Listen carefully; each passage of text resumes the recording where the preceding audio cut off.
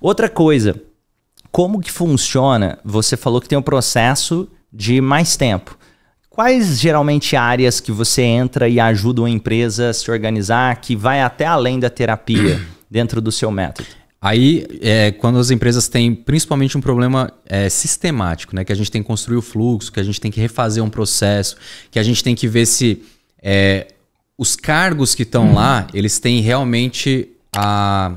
Quando a gente olha a capacidade cognitiva, né? Tem um negócio chamado gestão da complexidade, não sei se você conhece. É um cara que chama Elliot Jaques, que falou lá no Canadá. Ele fez um estudo de 50 anos sobre isso. E ele mostra a complexidade de cada tarefa, de acordo com o horizonte de visão da pessoa.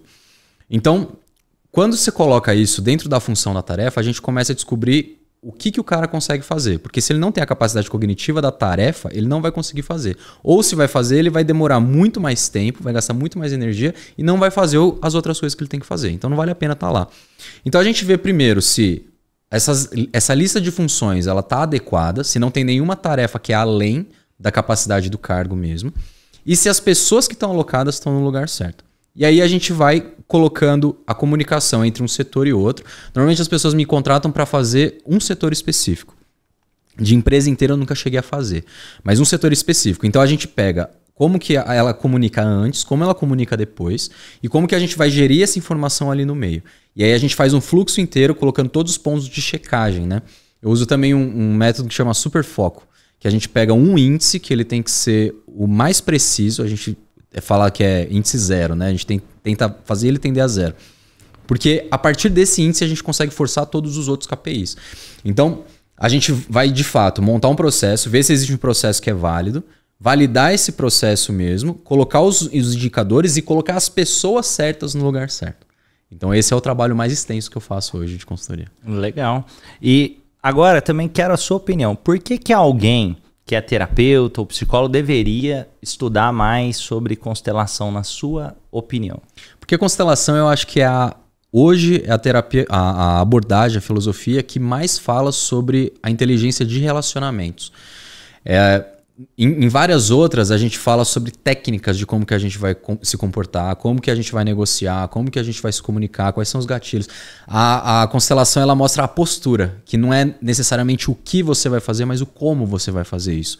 Então, quando você começa a perceber que a sua postura perante a ordem é uma e a sua postura perante o equilíbrio é outra, a gente começa a se portar melhor no mundo mesmo. No sentido de que se a gente vai fazer uma relação equilibrada, a gente não pode se enxergar maior ou menor que os outros. Né? Se a gente vai fechar um negócio, isso é uma relação equilibrada. Faz sentido eu chegar aqui, vamos supor que a gente vai fechar uma parceria, eu chegar e falar assim, eu sou muito melhor do que o Romani. Você não vai se entregar ao máximo. E se você fizer também, eu sou muito melhor que o Léo, eu também não vou me entregar ao máximo. Então, o melhor dos mundos é quando a gente consegue entender qual é a ordem da relação e como que a gente usa o melhor potencial dela, né? Inclusive eu estava em São Paulo lá fazendo o método Davi Braga, do superpotencial, e ele fala muito sobre isso, da gente usar as nossas skills, as nossas habilidades no lugar certo.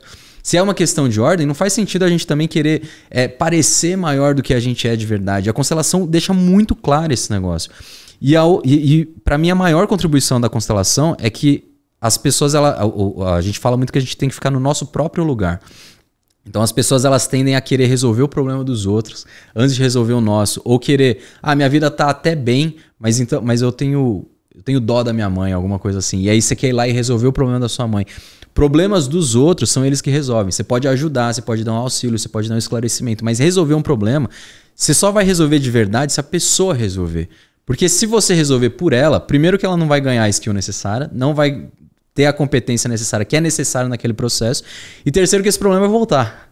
E aí você vai ficar toda hora salvando essa pessoa, não faz o menor sentido. A constelação deixa isso muito claro e a gente consegue perceber que a nossa autorresponsabilidade está em resolver realmente os nossos problemas e conseguir carregar um pouquinho de consciência pesada para os outros resolverem o deles também. Que aí a gente consegue usar o melhor do material e fazer o melhor substrato para a gente conseguir fazer as coisas do jeito que deve, né? E agora, eu quero te fazer algumas perguntas também. O que é família para você? O que significa família para você? Família para mim é, filosoficamente assim, como o Léo, né? Não como mais terapeuta da constelação. Mas família para mim é realmente todas as pessoas que conseguiram já pagar um preço pelo que eu devo fazer ao mundo hoje. Então, hoje eu sei que eu não sou eu se não fossem meus pais, se não fossem os pais deles e as gerações para trás. Então eu sou uma combinação muito complexa de várias pessoas que se uniram nos momentos certos para estar ali e que eles pagaram preços muito altos para eu estar onde eu tô hoje, né? A vida da minha mãe foi muito mais difícil que a minha, da minha avó foi muito mais difícil que a dela. Dos meus avós, então, vieram de navio do Japão. É uma loucura você pensar em tudo que eles passaram. Quando eu escuto histórias dos meus familiares, eu vejo que a minha vida é um passeio mesmo perto deles. Então, perceber que sucesso, ele não é necessariamente um direito para mim, ele é mais uma obrigação, porque muita gente pagou o preço para eu estar aqui hoje, sabe? E eu acho que a família, ela tá nesse lugar, de eu perceber que eu tenho que aproveitar também o que eles construíram, de captar a percepção deles, de conseguir entender que mesmo os fracassos que eles tiveram geraram aprendizados, e se eu não aproveitar isso, eu vou ter que gerar próprios fracassos para aprender o que eles aprenderam. Então não faz sentido tanto ficar negando as situações ou fatos que aconteceram anteriormente e usar os recursos que minha família tem mais do que buscar outros, né? Às vezes, eu admiro muito o Romani, eu queria ser o Romani, mas o Romani, ele passou por experiências que não são da minha família. Então, por que não juntar forças com o Romani para a gente conseguir fazer um negócio melhor? O Romani, com toda a experiência da família, com essa gestão complexa que veio da família dele, eu com toda a gestão complexa que veio da minha família, e a gente juntar e fazer um negócio e falar assim, opa, como é que a gente consegue juntar essas duas skills e transformar isso num lugar melhor? A família, para mim, ela mora muito nesse lugar. A honra da família, ela mora muito nesse lugar da gente conseguir olhar para trás e não só agradecer, porque eu não gosto desse termo de gratidão demais, gratiluz demais, de ficar olhando para trás e falando, nossa, como tudo é lindo, mas de poder usar esse negócio a meu favor, né? Porque quando eu olho, por exemplo, para o meu filho, e se eu tô gerando alguns privilégios para ele, eu quero que ele use.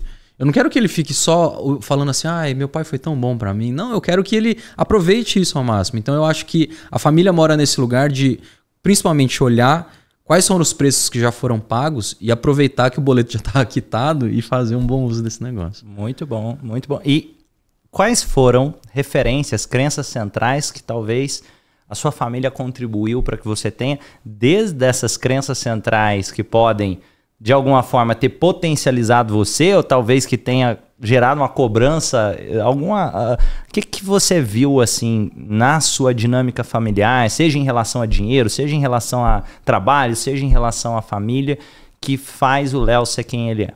Minha família de japonês, de maneira geral, é uma família muito dura, né? É uma família que não conversa muito. A gente tem alguns problemas de comunicação nesse sentido até hoje, né? Mas a minha família sempre foi de duas coisas, muita honestidade e muito trabalho. Então, tem horas até que a Laís, a minha esposa, ela nem entende tanto por que eu quero estar tão envolvido com trabalho assim, porque na família dela não foi dessa forma. Mas na minha família eu via meus avós acordando muito cedo e chegando muito tarde em casa para construir o que eles construíram. Eu via minha mãe passando muito perrengue desde muito cedo até muito tarde. Quando eu trabalhei com a minha família, eu cheguei a perder carnaval por conta de ter que resolver problema da fazenda. Eu acho que esse valor de trabalho, de fazer acontecer a qualquer preço, a qualquer custo, na verdade, é uma coisa que vem da minha família.